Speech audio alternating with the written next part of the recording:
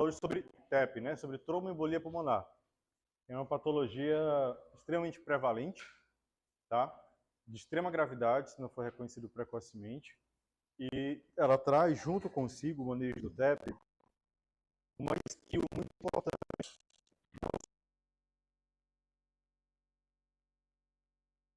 que é o da anticoagulação plena, tá? Precisa ser muito bem feito, muito bem alinhado com a equipe, porque pode trazer complicações muito graves, tá?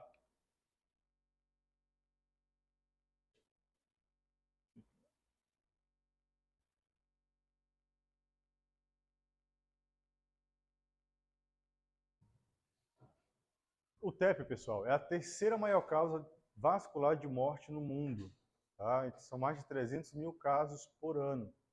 Os gastos anuais só nos Estados Unidos, né, eles giram em torno ali dos 10 bilhões de dólares. É muito dinheiro. A abordagem ela precisa ser imediata, agressiva, com foco e diagnóstico. Para vocês terem ideia, o plano de saúde nos Estados Unidos não paga o tratamento da TVP e do TEP. Eles consideram que é uma complicação prevenível, ou seja, é culpa do hospital, eles não pagam. Isso uma hora vai chegar no Brasil também, tá? Eles entendem como falha de protocolo de profilaxia de trombose venosa. Por isso que os protocolos de prevenção de TEP e de TVP precisam estar muito bem amarrados nos hospitais, né? Quando a gente fala do TEP, por que o TEP mata? O TEP, pessoal, é uma tromboembolia pulmonar.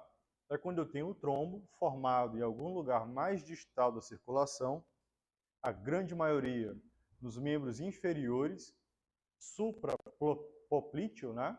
Muito mais raramente nos membros braquial, e esse trombo ele viaja ou pela cava superior ou pela cava inferior, cai no átrio direito, ventrículo direito, tronco da artéria pulmonar. Quando isso acontece, então o trombo ele viaja aqui, ó, ou pela cava superior ou pela inferior, átrio, ventrículo, pulmonar. Como ele impacta, ele bloqueia aqui a circulação pulmonar, a gente vai ter dois problemas importantes. Primeiro, a hipoxemia. A hipóxia, né? Por quê? Porque eu travo a circulação de um pulmão, de um segmento grande do pulmão, e o paciente vai desaturar.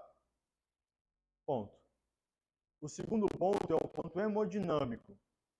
Vocês acham que ter um coágulo aqui dentro aumenta ou diminui a resistência para a passagem do sangue?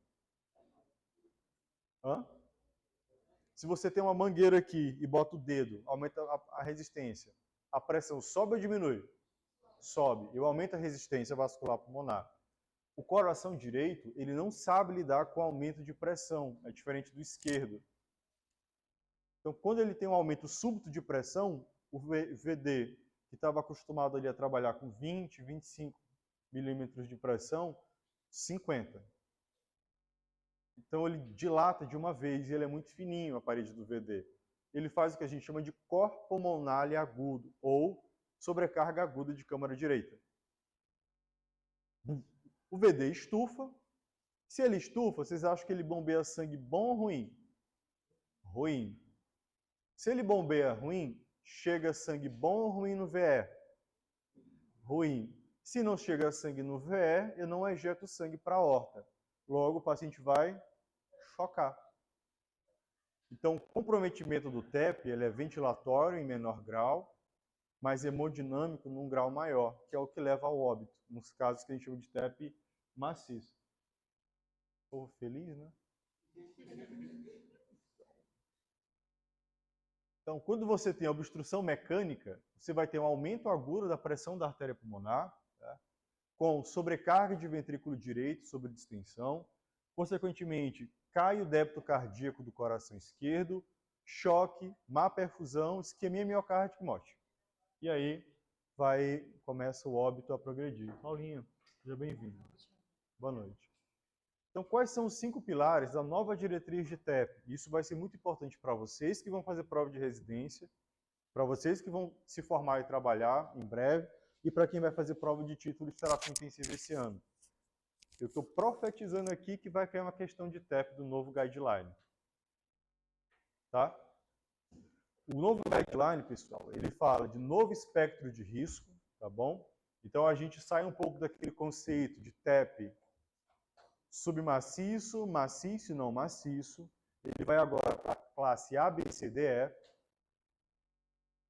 A importância da segurança ambulatorial, que é o tratamento dos TEPs A e B em casa, ou na enfermaria, mas de preferência em casa, o que eles chamam de TEP de baixo risco.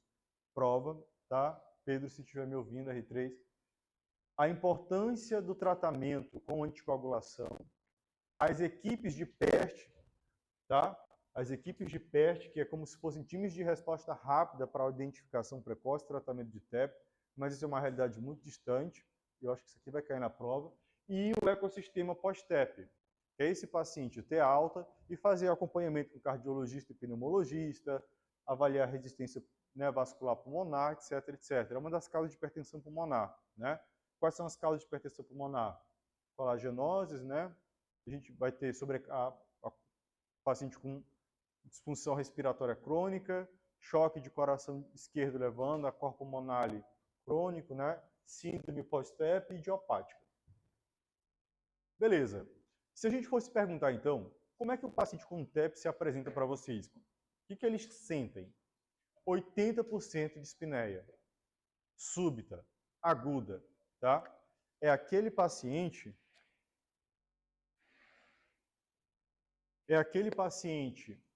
que estava bem, acordado, comendo. Eu já vi isso acontecer. Estava bem acordadinho, comendo, estava tomando café. E uns 2 minutos eu voltei para pegar alguma coisa e ele estava lá gaspinhando no leito.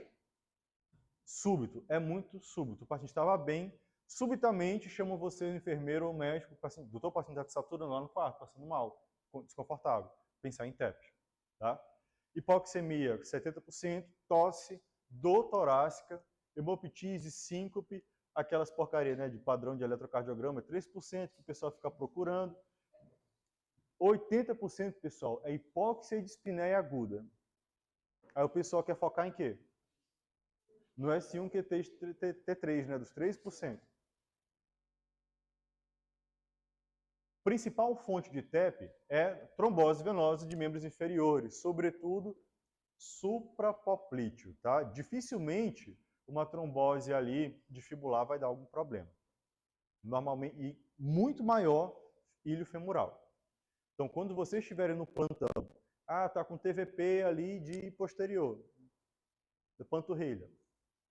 Anticoagula, porque senão alguém vai ficar encafifado, vai abrir evento. Anticoagula e observa. Zero dor de cabeça. TVP do joelho para cá, eu tenho que anticoagular e ficar de olho.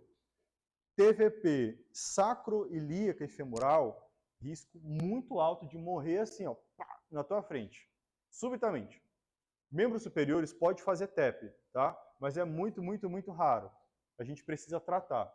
Normalmente, a TVP de membros superiores está associada a catéter, uso de CVC, tá? O que você faz nesses casos? Tira o catéter ou não? Sátiro está lá, paciente com catéter ou uma pique, do nada amanheceu com o braço super inchado, pediu um Doppler, trombose venosa profunda daquele membro, está com catéter. E aí, tira o catéter ou não? Tira o catéter e anticoagula. Dica para a vida, anticoagulem 24 horas antes de tirar o catéter. E reduz o risco do trombo soltar, tá? Principalmente se o trombo estiver aderido no catéter. Então, nunca tire um catéter de uma vez. Anticoagula pleno, no outro dia você vai e tira o catéter com mais segurança, tá? Questão de prova aqui, ó. Quem vai fazer prova? Pedro, se estiver ouvindo. Como é que é a gasometria do paciente com TEP? Muita gente erra. Alcalose respiratória e hipoxemia. Por quê? Quem sabe me explicar? Exatamente. Então, o paciente faz hipoxemia, porque fecha parte da circulação pulmonar, e ele fica o quê? Taquipneico. Então, a gasometria do TEP é hipoxemia e alcalose respiratória pela hiperventilação. Isso aqui é questão de prova de residência e de prova de título, tá? Batido. Então, nessa avaliação clínica do TEP, pessoal, a gente vai pensar nos pacientes com sintomas suspeitos, né? Junto com a avaliação clínica e exame físico, né? E eu vou estratificar.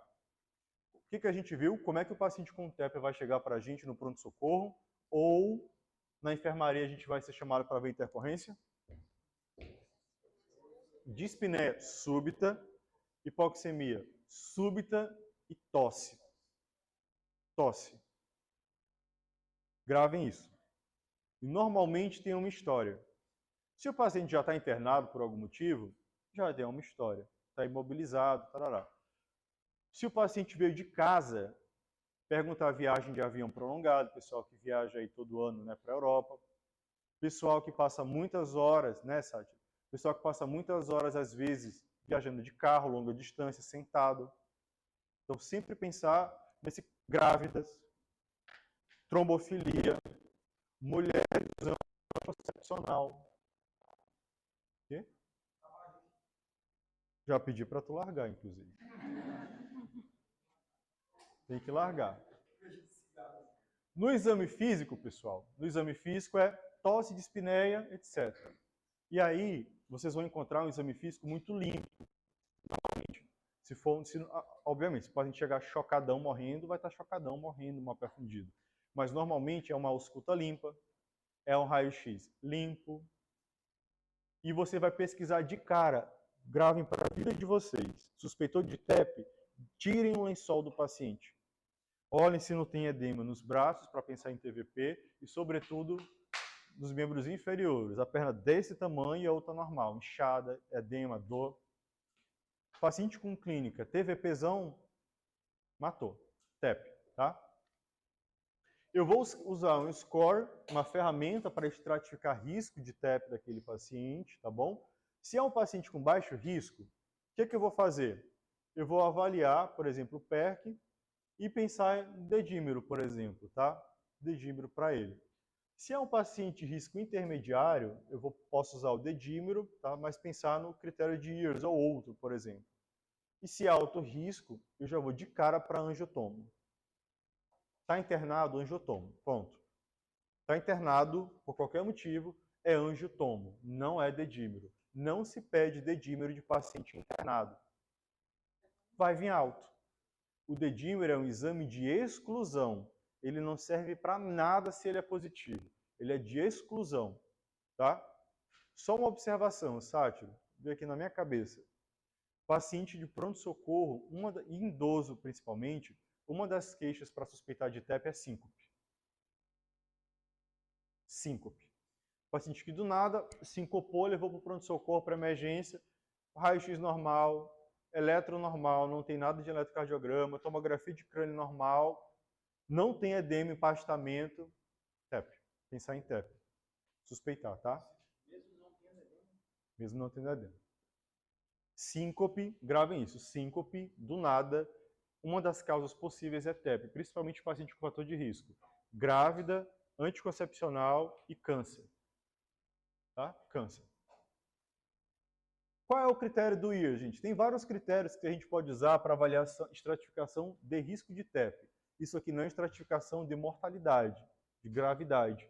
Isso aqui é classificação pré-teste, que a gente chama. É assim que vai estar na tua prova, pré-teste. A gente pode usar o score de Wells, de Genebra, etc. Um que está sendo muito valorizado, viu, Pedro, é o critério de years. Years. É muito simples, ele é bem mais simplificado. O que é o critério de years? Sinais clínicos de TVP, hemoptise e se você acha que TEP é o diagnóstico mais provável. Eu acho enxuto demais.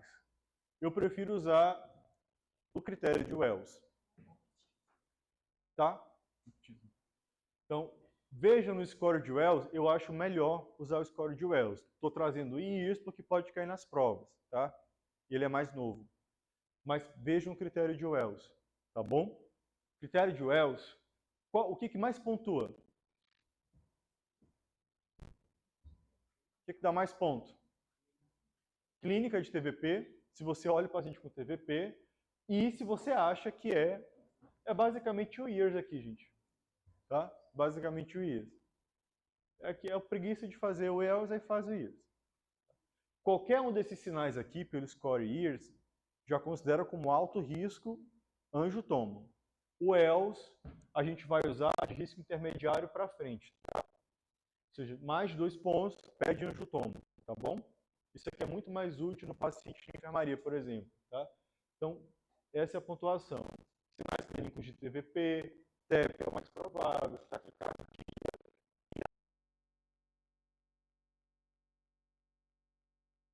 TVP, TEP, hemoptise e câncer ativo, malignidade nos últimos 6 meses. Eu prefiro.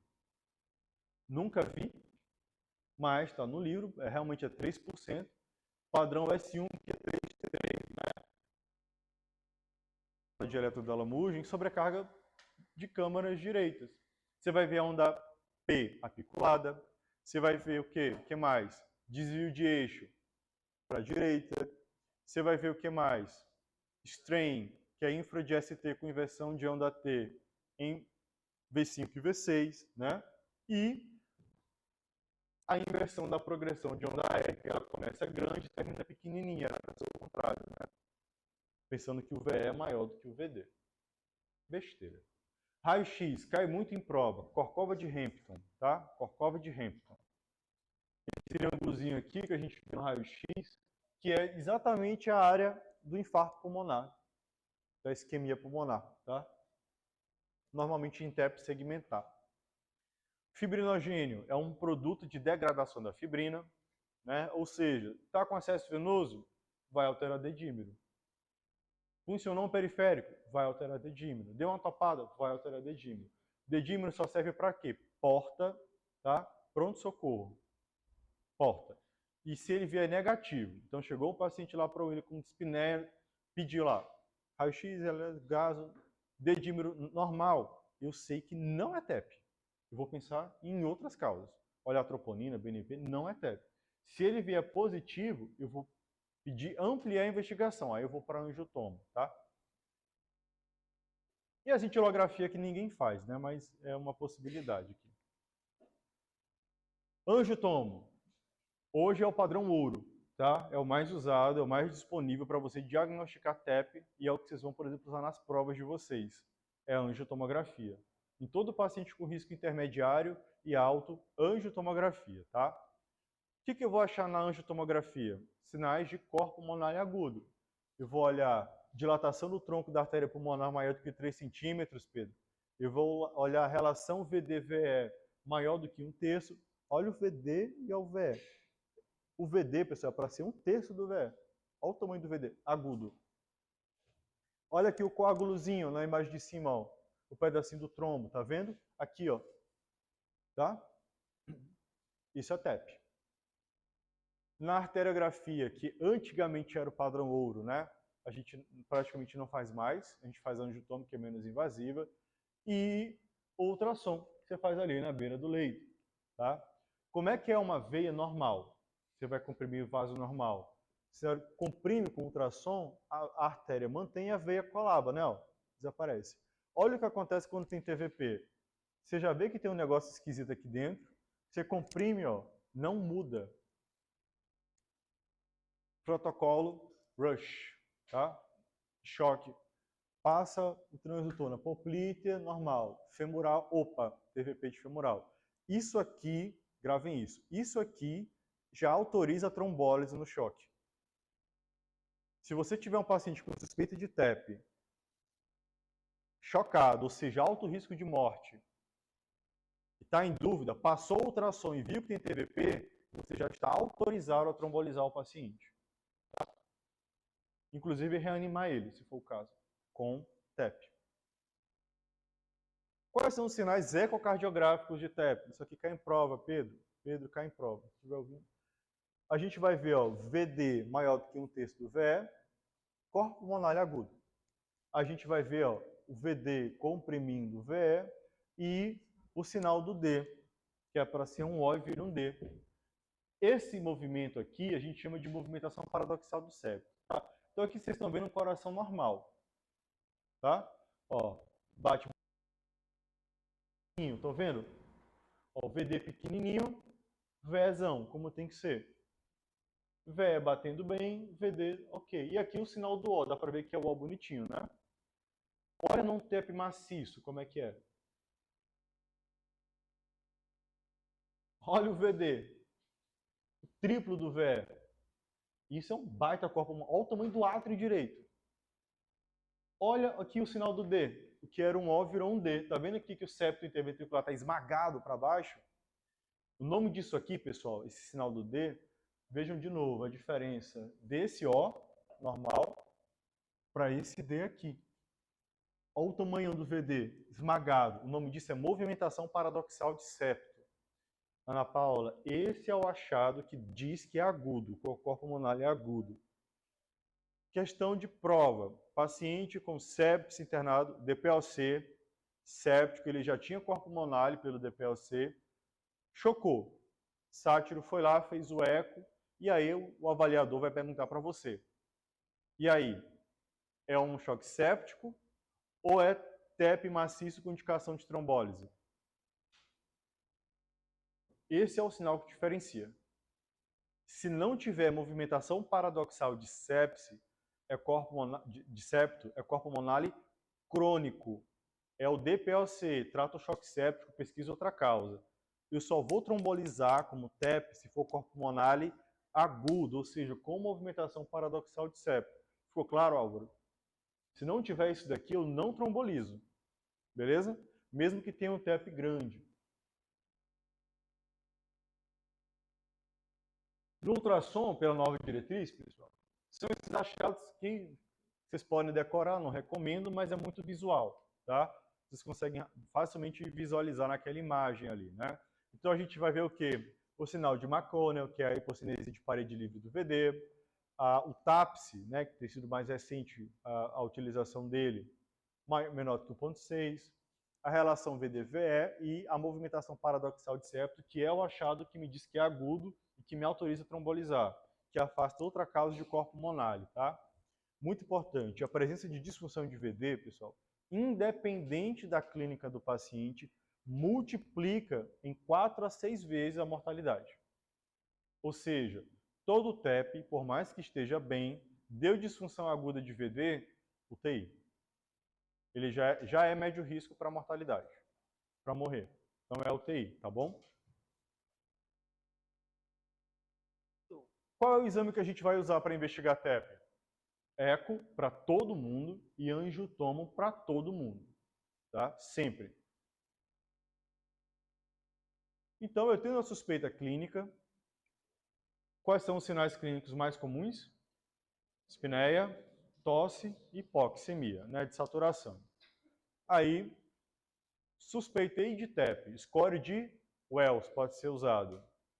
Baixo, eu vou pedir dedímero e avaliar. Dedímero normal, game over, vou pensar em outro diagnóstico. Se ele tem probabilidade clínica alta ou intermediária, eu já posso partir para angiotomografia, tá? Para angiotomografia. Esse quadro aqui vocês têm que decorar, tá? Você tem que decorar. Esse é o quadro da diretriz e eu complementei com os conceitos que ele considera, Pedro, os 3 conceitos que ele considera para usar na prova, tá? Antigamente, pessoal, como é que era a classificação de TEP? Primeiro mito, TEP não tem nada a ver com o tamanho do trombo, nada a ver. Você pode ter um trombo que a gente chama cavaleira, que é um trombo gigante, acotovelado, e o paciente está tranquilaço. Você pode ter um TEP segmentar e o paciente está chocado, morrendo e tem que trombolizar. Então, o TEP ele é classificado do ponto de vista anatômico. TEP, a cavaleira, que é no tronco da pulmonar. Segmentar, que é um dos 2 ramos da artéria pulmonar. Subsegmentar, tá? Que é o menorzinho.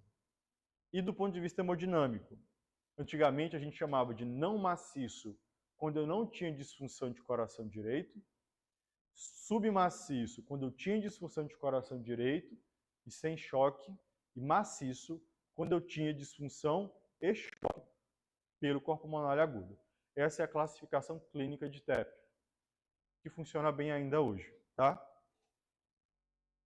TEP não maciço e submaciço, ou seja, tem disfunção de...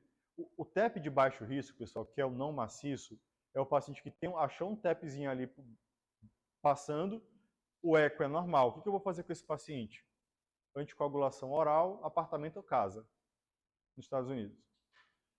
O TEP intermediário para mortalidade é aquele que não está chocado, mas que tem corpo pulmonar, tem disfunção de VD, dilatação de câmara.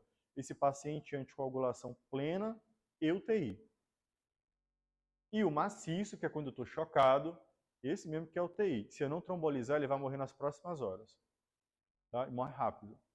Então, é assim que vocês têm que raciocinar. Lembrando que para ser corpo pulmonar agudo, tem que ter o que no eco?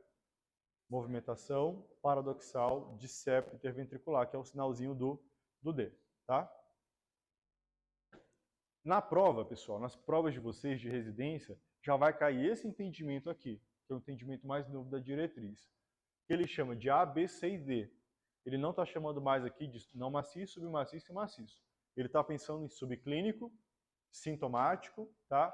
Sintomático com alto risco, falência cardíaca iminente e falência cardíaca. Achei confuso e desnecessário, mas é a nova diretriz. Eles têm que mudar de 5 em 5 anos. Tá trabalhando. Aí, ó. Classe A e B, ele fala que é alta para casa, com anticoagulação oral, enfermaria no Brasil, né? Eu não mando ninguém para casa com TEP. C, UTI, anticoagulação. E D e E, UTI e avaliação de trombólise, né? Com indicação formal para o que seria a classe E, que antigamente era chamada de maciço, tá? O que ele está chamando aqui, gravem isso, o que é um TEP, né, de alto risco clínico? É quando eu tenho um PESE, que é o score de gravidade. Lembram? O score pré-teste de risco para TEP, eu posso usar o IRS, posso usar o WEL Geneva. Quando eu constato o TEP, o paciente está com o TEP, eu tenho que fazer uma classificação de risco de mortalidade. A mais usada é a PESE, ok? É o PESE score. Então, o PESE maior do que 85 já é alto risco, já é UTI. Ponto. Tá? O que é choque normotensivo? Que ele traz aqui, ó, na classe D. É o paciente que tem lactato alto, tem lesão renal, e oligúria, débito cardíaco baixo. Isso aqui para mim é choque. Mas choque cardiogênico é o conceito que vocês precisam gravar. O que é choque cardiogênico para TEP? Se cai em prova e cai na vida. O que eu preciso, Sátiro, dizer antes de trombolizar? Ou seja, qual é a única indicação de trombolizar? É o paciente com TEP, com corpo pulmonar agudo e sistólica menor do que 90 ou queda maior do que 40 milímetros com duração superior a 15 minutos. É a definição para TEP. Para TEP. Para TEP. Beleza?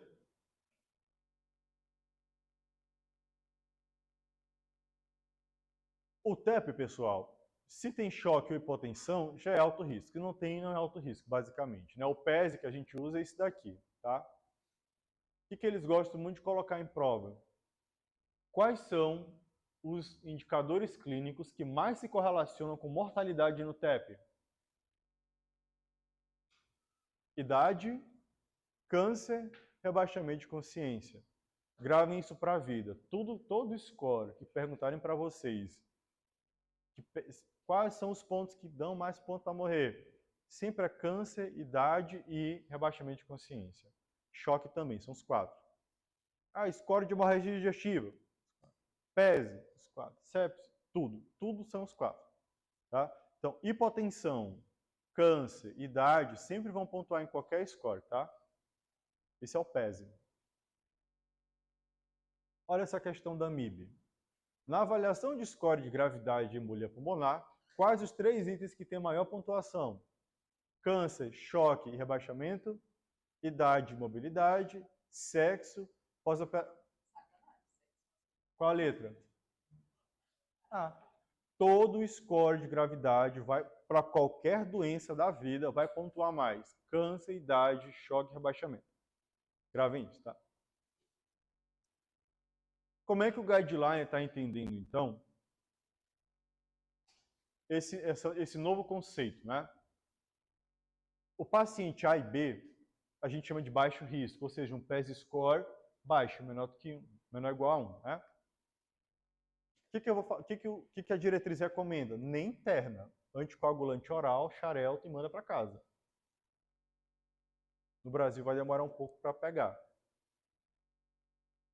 O que ele fala que seria, né, o TEP intermediário ali, né, que seria a categoria C, é anticoagulação plena, dosar troponina.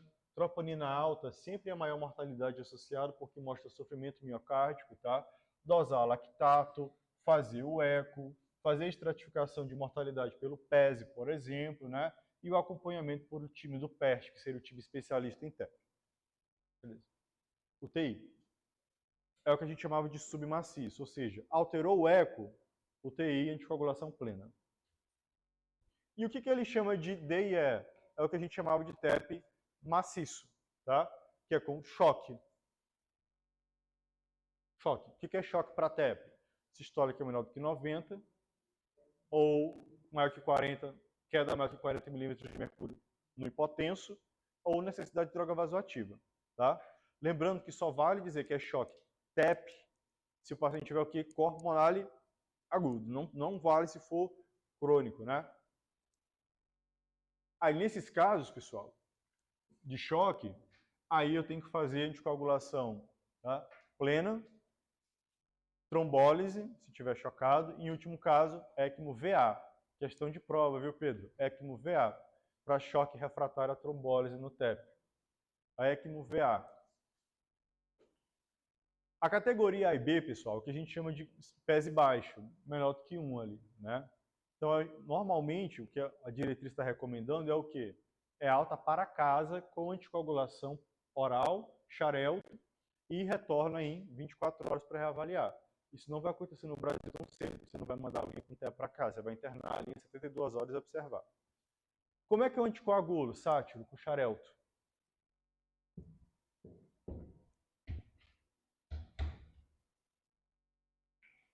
Vamos ver já já. Como é que a gente vai estratificar o tratamento, então, do TEP? A gente já viu que o TEP é uma doença muito prevalente, que ela é prevenível com profilaxia. Como é que eu previno o TEP, pessoal? A bota, aquela bota de farmácia, não serve para nada, tá? Aquela meia Kendo que o pessoal usa não serve para nada. A bota de compressão pneumática, ela aumenta em 240% o fluxo venoso, o retorno venoso, enquanto aquela meia Kendo só 30%. Alguém aqui usa meia Kendo para varize? Não?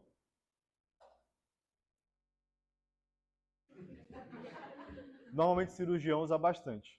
Cirurgião, tá? 30% não é efetivo, tá? A bota, aquela botinha que fica com compressão intermitente, 240% é efetiva.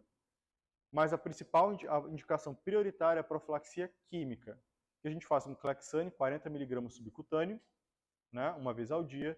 E se o paciente tiver insuficiência renal, com clínice menor do que 30, tá?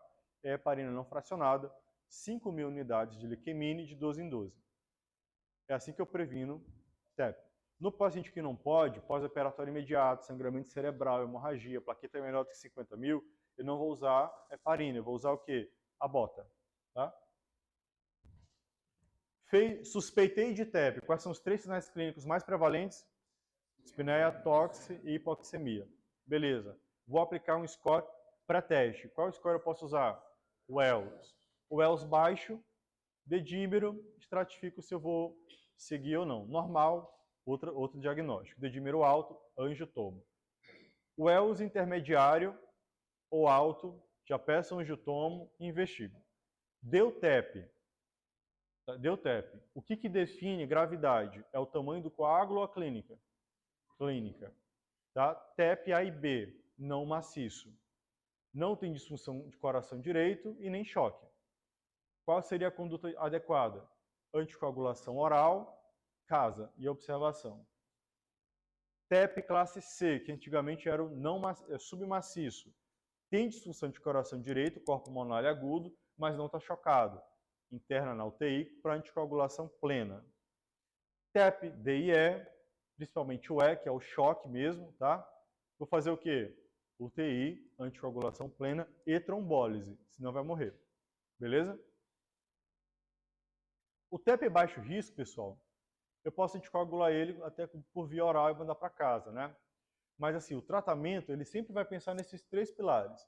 Inibir a cascata da coagulação, facilitar essa... Lembrando, pessoal, heparina não dissolve coágulo, tá? Anticoagulante não dissolve. Ele é anticoagulante. Ele evita a formação de novos coágulos. Ele estabiliza o coágulo e permite que meu próprio organismo comece a quebrar e fazer a fibrinólise. Quanto tempo demora para eu dissolver um coágulo desse no organismo? Usando heparina todo dia, anticoagulando. 15 dias. Tá? 15 dias. Outra perguntinha de vida. Quanto tempo depois do diagnóstico da TVP, Sátiro, anticoagulando pleno, eu posso liberar o paciente para botar compressor pneumático ou para andar?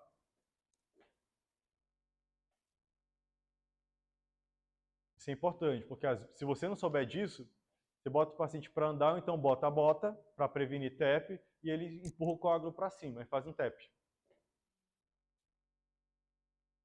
72 horas. Então, 72 horas de imobilidade de TVP, sem bota, só anticoagulando, depois de 72 horas você já pode liberar a bota, tá? Para prevenir. Então, o alicerce do tratamento, pessoal, a gente sempre vai preferir a heparina, tá? E anticoagulação quando for de manutenção infraalta, né? Aí agora a gente vai entrar num outro rolê que é a anticoagulação plena. Para a gente entender de coagulação plena, a gente precisa entender primeiro a cascada de coagulação habitual, né? A cascada de coagulação, pessoal, ou ela vai começar ali pelo fator 12 ou pelo fator 7, que é o fator tecidual, normalmente após trauma, lesão endotelial, etc. Tá? São as duas vias de início da coagulação, ou 12 ou 7. Beleza. Independente de qual seja a via de ativação inicial, todas elas vão culminar no que a gente chama de via comum, que é o fator 10. Chegou no fator 10, é tudo igual. No final, a gente vai ter a formação de fibrina, junto com fibrinogênio, forma fibrina. E aí eu tenho um coágulo vermelho, tá? Então, normalmente, eu formo o primeiro coágulo que se forma é o trombo branco das plaquetas. As plaquetas ativam a cascata da coagulação até formar o trombo vermelho, beleza? Quais são os fatores da via extrínseca, que a gente chama, da coagulação? Que são os fatores dependentes de vitamina K, que são exclusivamente produzidos no fígado e que são avaliados pelo TAP, tempo de ativação da protrombina. 2, 5, 7, 9, 10. Tá? Que tem como cofator vitamina K. Por isso que são dependentes de vitamina K. Os outros fatores são chamados de via intrínseca. Qual é o exame que olha eles? TTPA, tempo de tromboplastina parcial ativada. Então, o TTPA ele olha a via intrínseca da coagulação e o TAP, tempo de ativação da protrombina, ela olha a via extrínseca. Se vocês olharem o coagulograma, ele vai ter 4 componentes do coagulograma. TAP, TTPA, tempo de sangramento, ou tempo de coagulação, que avalia a função qualitativa da plaqueta, e a contagem total de plaqueta. Se a gente for usar as drogas que a gente usa para mexer com isso tudo, né, a gente vai ter anticoagulantes, antiplaquetários e trombolíticos. Tudo que eu quiser fazer para reduzir a coagulação se enquadra dentro desses 3 grupos de drogas, tá? Os trombolíticos é fácil de entender. Ele lisa o trombo, quebra um trombo já formado. Esse dissolve o coágulo, tá? Que são os ativadores de plasminogênio. Alteplase, tenecteplase, streptokinase, etc. Só que eles têm um risco altíssimo de sangramento cerebral. Então eles têm indicações muito específicas. A gente só vai usar eles para infarto, AVC, né? Que são tromboses arteriais agudas, e o TEP. Então sempre para trombose arterial aguda, nesses casos. Os antiplaquetários, pessoal, são 3 tipos de sítio plaquetário. As plaquetas elas podem ser ativadas por 3 sítios. Ou inibidores de COX, que são os AINES, inclusive a aspirina e diclofenaco. Por isso que a gente não pode tomar diclofenaco com dengue, tá? Os inibidores de ADP, como o clopidogrel, e os inibidores da GP2B3A, que a gente só faz no ambiente de hemodinâmica. É onde eu faço tripla antiagregação plaquetária. Na prática, na fase aguda do AVC, do infarto, a gente faz o quê? Dupla antiagregação plaquetária, que é o DAPT, que a gente chama. A esse clopidogrel. Inibidor de COX e inibidor de ADP. Antiplaquetário, pessoal, não mexe com veia, tá? É artéria. Então, vocês sempre vão ver AS, clopidogrel, para AVC, infarto, que é a trombose da coronária, né? Trombose arterial aguda ou doença arterial obstrutiva periférica, artéria. Quando eu estiver falando de veia, eu vou falar dos anticoagulantes, ok? Então, por exemplo, eu não posso usar AS para TEP. Os anticoagulantes, pessoal, que envolvem a parte venosa, tá? Eu tenho 4 grupos de anticoagulantes. Eu tenho os inibidores diretos do fator 10A, que, por exemplo, o Xarelto, que é o rivaroxabana e a apixabana. Eu tenho a varfarina, que é o inibidor de vitamina K, da fitomenadiona, tá? Que é o mais usado, mais barato, que é o Marevan, que é o cumarínico, que também é veneno de rato. Tá? Os inibidores indiretos da trombina, são heparina e os heparinoides que a gente usa, né? Ou os inibidores diretos que a gente não usa, que é o da bigatrana, a lepirudina, vocês não vão ver isso daí. Basicamente, pessoal, quando eu estiver falando anticoagulação plena, ou ela vai ser oral, que são os inibidores diretos do fator 10A ou a varfarina, esse aqui é o mais novo caro, tá? Ou heparinoide. Anticoagulação é um desses aí, ou é oral ou é heparina. Então, basicamente, eu tenho drogas que favorecem, né, o coágulo. O que a gente usa, por exemplo, para corrigir discrasia sanguínea? Vitamina K, que é um antídoto para o Marevan, drogas agonistas de vasopressina para forçar a liberação de plaqueta, de corpo monoclonal, etc. E aí, aqueles todos a gente já comentou aqui, os antiplaquetários, os anticoagulantes e os trombolíticos, né? Bom, a primeira coisa que a gente vai falar é sobre a heparina de baixo peso molecular, que é o tratamento para TEP e TVP, tá? Como fazer anticoagulação plena com heparina de baixo peso molecular, certo? A mais usada de todas é o Clexane, é a enoxaparina, é a mais barata delas e é a mais disponível nos hospitais. Eu vou anticoagular, pessoal, 1 mg por quilo subcutâneo de 12 em 12. Se o paciente tem 80 kg, 80 mg de 12 em 12, tá? Qual é a contraindicação dele? Insuficiência renal com clearance menor do que 30. O fondaparinux pode ser usado, mas é pouco usado, tá? E quais são as contraindicações para anticoagular pleno? Hã?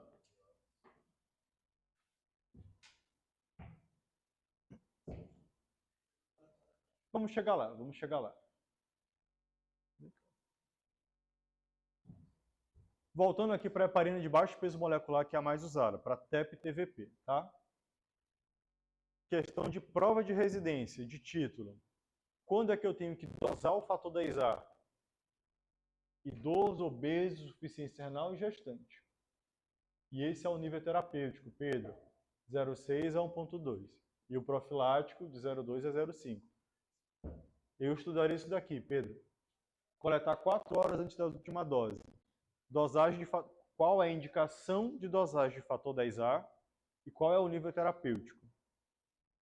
Beleza. Na prática, a gente não faz isso, tá? É muito pouco disponível.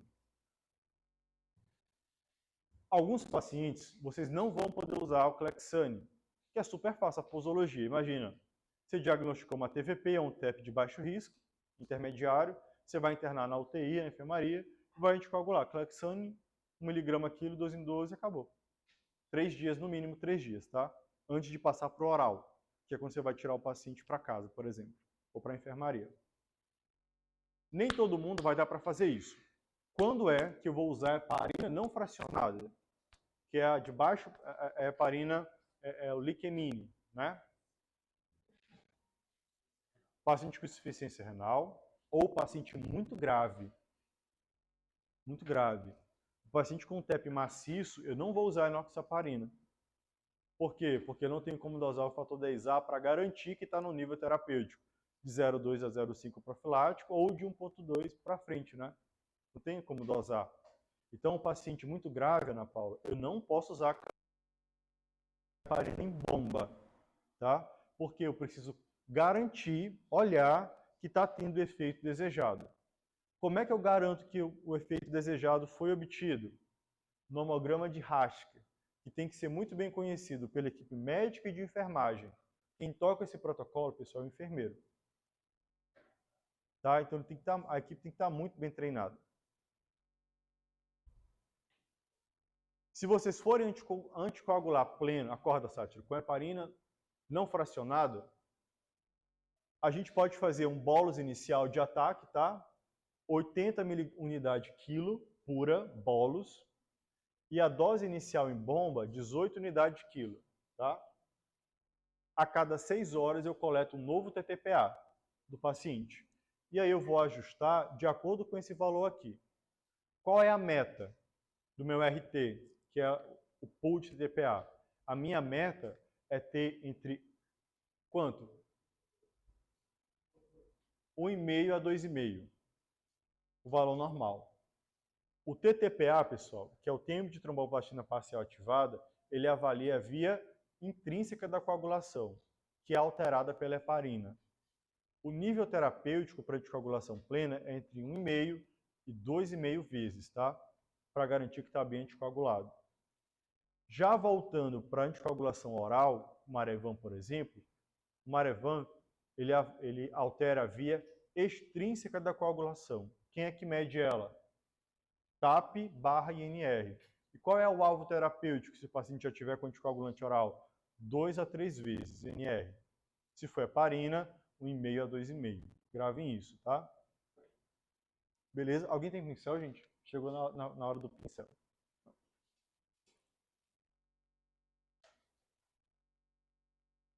Então, todo mundo entendeu. Baixo e médio risco de mortalidade. Qual é o score que avalia risco de mortalidade? PESE, né? Eu vou fazer enoxaparina. Se for um paciente com insuficiência renal ou muito grave, de alto risco, chocado, eu vou usar heparina em bomba. Então vamos lá. Como é que eu prescrevo heparina em bomba? Isso aqui é uma skill que vocês vão usar para o resto da vida, tá? Como anticoagular alguém pleno, sem ser com clexane, que é 1 miligrama por minuto. Pessoal, vocês vão pegar a heparina, tá? Heparina. Toma cuidado, porque existem duas heparinas. A heparina profilática, que é de 5.000 unidades, em 0,25 ml, que é a profilática, que você vai usar para prevenção. A venosa, pessoal, são 5.000 unidades por 1 ml. Como é que você vai preparar?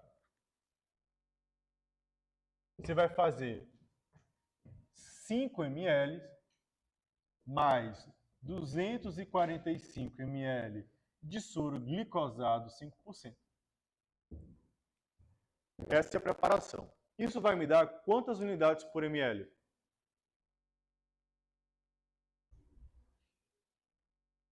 5 vezes 5.000, 25.000 dividido por 250, 100. Isso vai me dar uma concentração de 100 unidades por ml. Beleza. Suponha que o paciente do Bonifácio tem 60 quilos. Ele vai ter um TEP maciço, que ele vai trombolizar e vai anticoagular com heparina. Qual é a dose de ataque para ele? Me ajudem a calcular. A dose de ataque é quanto, gente? 80 vezes 60 dá quanto?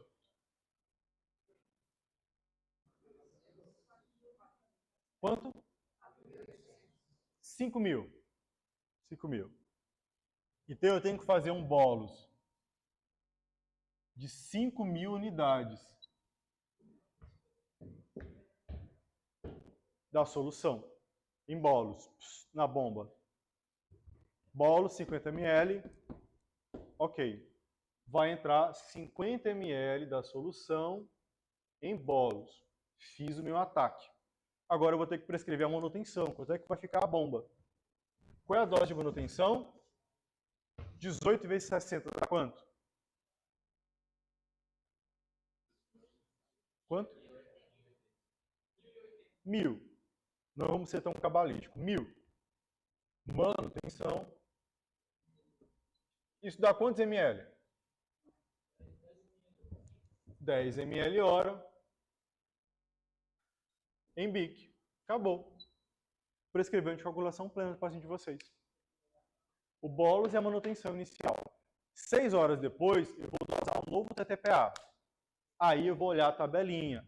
Aqui foi o médico, aqui é o enfermeiro. O enfermeiro vai pegar a tabelinha, não é da cabeça da gente, tá? Essa tabelinha é padronizada.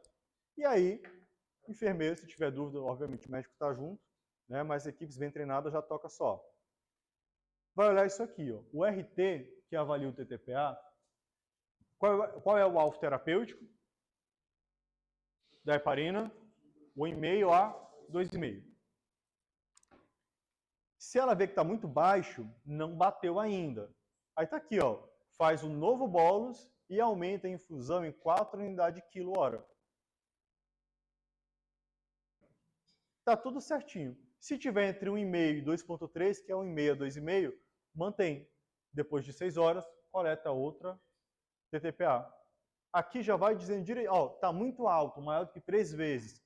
Pausa a infusão por 1 hora e quando voltar, reduz 3 unidades quilo hora. Entenderam? Quanto é uma unidade quilo hora para esse paciente? Eu sempre já deixo calculado para facilitar a equipe de enfermagem. Então eu prescrevo, aí eu coloco 1 unidade por quilo por hora, dá quanto para esse paciente, gente? 60 dividido por quanto? 0,6.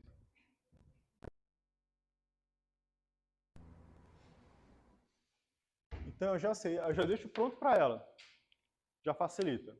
Então se ela quiser, por exemplo, aumentar 4 unidades por hora, ela vai aumentar quantos ml? 2,4. Não é? Então se está em 10, ela vai botar quanto? 12,4. E por aí vai, entendeu? Vai subindo e reduzindo de acordo com isso daqui. Ficou claro? Essa é uma das coisas mais capciosas da UTI. É a anticoagulação plena, tá? Isso é muito pior do que reposição de sódio, etc. É prescrição e acompanhamento de anticoagulação plena. Tá bom? Belezinha? É isto. Nem tudo são flores. Às vezes o paciente não vai poder anticoagular. Quando é que o paciente não vai poder anticoagular? Sangramento ativo, exceto menstruação, sangramento péptico, coagulograma muito alargado, paquetopenia grave, menor de 50 mil, sangramento cerebral recente, E aí? Tem o TEP, é médio ou alto risco, e eu tenho que anticoagular, mas eu não posso anticoagular. Tem contraindicação. Filtro de veia cava. Tá? Filtro de veia cava. Lembra que eu falei que a heparina não dissolve o coágulo? O coágulo está lá. Qual é o objetivo da heparina, gente? Da anticoagulação plena? É evitar a formação de um novo coágulo. Ele evita que novos coágulos subam. Então, o vascular, o hemodinamicista vai, quando o paciente tem contraindicação formal para anticoagular, vai botar um guarda-chuvazinho. Literalmente guarda-chuva, bem aqui na cava inferior. Qualquer trombo que formar embaixo, vai parar aqui. Não sobe, não vai fazer TEP. Beleza? Então, quando o paciente tiver contraindicação para anticoagular, filtro de veia cava inferior, parecer para vascular ou para hemodinâmica, beleza? E aí? Vocês começaram a anticoagulação plena da TVP de vocês, do TEP, de baixo a médio risco. 72 horas, você tem que migrar para oral. Né? Seja com a heparina não fracionada ou a de baixo peso, 72 horas tem que migrar para oral. Ponto. Vocês têm duas opções para migrar para oral. Velho anticoagulante oral, que é o Marevan, ou o novo anticoagulante oral, os novos, que já não são novos assim. Tá? Se for Marevan, o alvo do INR é 2 a 3, como eu falei, tá? E tem que dosar todo dia o INR. Comece com dose baixa, comece com 2,5 a 5 miligramas uma vez ao dia, de manhã cedo, tá? Não tem diferença de mortalidade, tá? Entre a varfarina, que custa R$5, e o xarelto, que custa 300 a caixa. Mas assim Aí depende de onde o paciente está. Se a gente for para a literatura, claramente, quem que vocês acham que sangra mais? Varfarina ou rivaroxabana?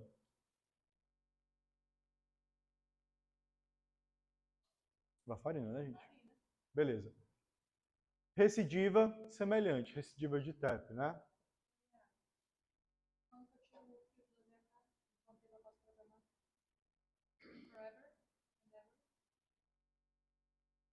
A não ser que tenha resolvido o fator de base, que normalmente não tem. Não está resolvido. A não ser que seja um feto.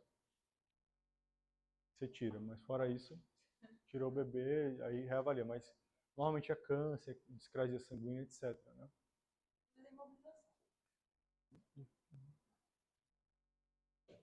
No mínimo 3 meses de reavaliação que os vasculares pedem. Sangramento, enfim. Então, beleza. Pessoal, TEP de baixo risco, anticoagulação oral, casa ou enfermaria.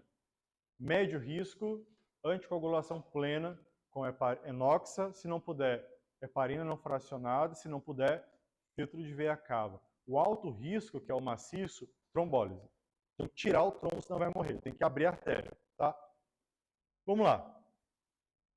Esses são os 3 principais trombolíticos que a gente usa para TEP, tá? E os esquemas de diluição dele. TEP é muito agressivo, porque a mortalidade é muito alta e é muito rápido. Então, realmente, as doses são maiores, né? E muito importante, trombolizou, já inicia a heparina. Enoxa, mas normalmente o TEP maciço eu não posso. O paciente grave tem que usar o quê? Heparina em bomba, naquele esquema bonitinho. Trombolizou, começa. Tá? Isso é importante. As contraindicações para o trombolítico são as mesmas da contraindicação para anticoagulação, sangramento cerebral, etc, etc. Normalmente a gente usa mais a alteplase. Então, se o paciente tiver, pessoal, estável, baixo ou médio risco, eu vou fazer o quê? Pelo PESE.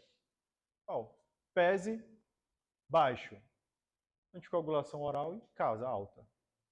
PESE intermediário, eu vou dosar ECA e troponina para ver realmente se tem fator de risco, tá? Se não tiver disfunção de VD, eu vou botar na internação, na enfermaria, com anticoagulante oral.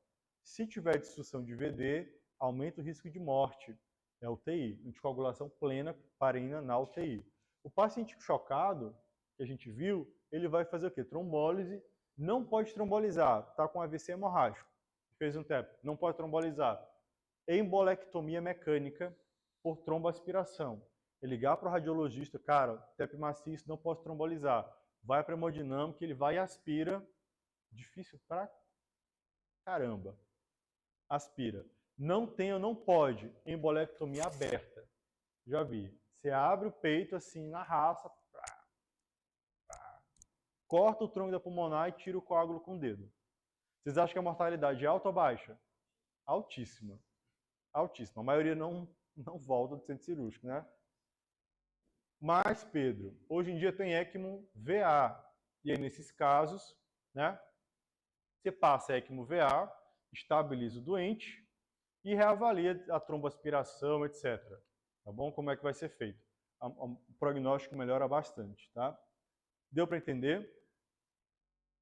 Fatores clínicos associados, score pré-teste, angiotomo, classificação funcional pelo PESE, baixo, médio, alto risco, não maciço, submaciço, maciço, casa, enfermaria, UTI trombolítico, né? E se internar, anticoagulação plena, tá? Por fim, pessoal, a gente viu que o Marevan, no SUS vocês vão usar Marevan. Então, 3 dias de heparina, uso o Marevan. Como é que eu faço a troca?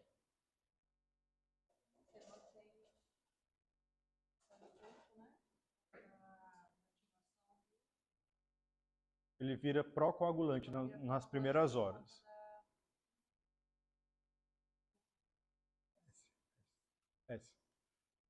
Sátiro, está usando heparina e você vai migrar para o Marevan, anotem isso, não tem livro fácil. Você vai começar o Marevan de manhã cedo, às 8 da manhã, e vai dosar todo dia o NR. Qual é a faixa-alvo do NR? 2 a 3. Às vezes demora um dia, 2, 3 dias para chegar na faixa. Quando chegar na faixa, tira a heparina e deixa só o Marevan, beleza? Se for no privado, você provavelmente vai usar o Xarelto. Como é que é o Xarelto? Xarelto, você vai começar com a primeira dose de 15 mg de 12 em 12, dose plena. 15 mg de 12 em 12. A primeira dose, ela vai entrar 1 hora antes do comprimido, 1 hora antes do que seria a próxima dose do Clexane. Então, por exemplo, se ele está tomando o Clexane, 1 mg de 12 em 12, 8 da manhã e 8 da noite, 7 horas da manhã, toma o Xarelto e já não toma mais o Clexane. Aí ele vai ficar com o Xarelto de 12 em 12, 15 mg por 21 dias. Anota, miserável. 21 dias. Tá? Isso cai em prova. 21 dias. Com 21 dias, você sai do esquema de anticoagulação plena, que é 15 de 12 em 12, e vai para o profilático, que é 20 mg uma vez ao dia. É assim que se faz a transição, beleza? Esse ecossistema pós, né, é o controle pós-alta do paciente, acompanhamento do cardiologista, pneuma, etc. Nananã. O protocolo de tratamento do TEP, então, pessoal, de acordo com a estratificação, baixo risco, PESE 0. O que eu vou fazer? Vou xarel, tá bom? Se eu for anticoagular pleno paciente, caso seja com a heparina não fracionada, paciente com insuficiência renal ou muito grave, a minha meta é o TTPA de 1,5 a 2,5. Se eu tiver usando de 100, eu vou dosar o fator 10 ativado. Quem é que tem indicação de dosar o fator 10, ativado? Idoso, obeso, gestante, né? Aí eu vou manter alvo ali, né, profilático de 0,2 a 0,5 e terapêutico pelo menos aí em torno de 1,2, tá? Risco intermediário, UTI. Ele já tem disfunção de coração direito mesmo sem estar chocado, tá? Normalmente é troponina positiva. É anticoagulação com heparina, nada de comprimido e UTI. Pelo menos 3 dias. O alto risco é a trombólise, tá? Só que para trombolizar eu tenho que ter alguns critérios.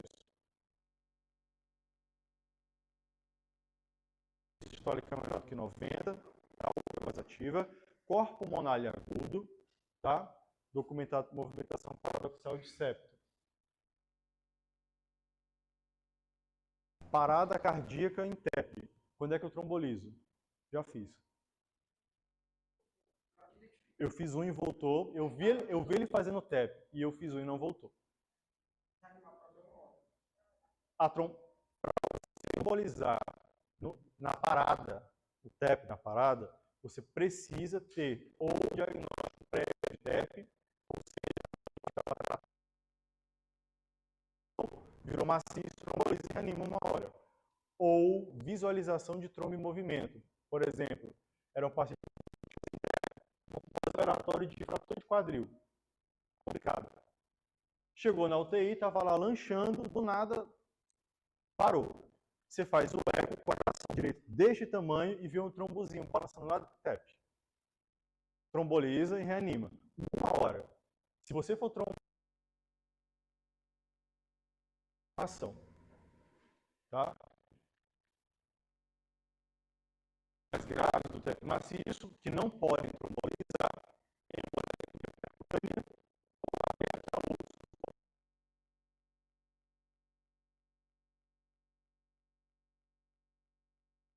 eu sei que é muita coisa